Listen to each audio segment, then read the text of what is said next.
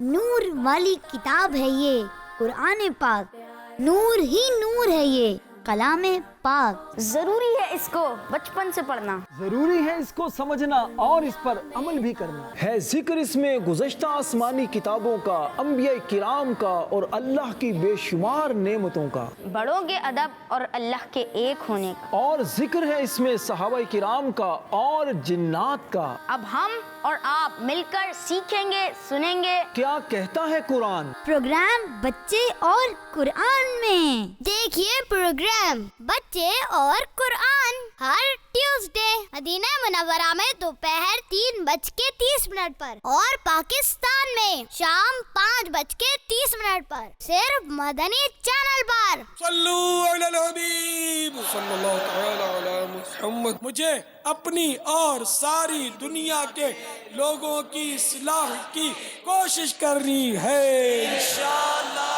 عز و جل۔ بچوں کا مدنی چینل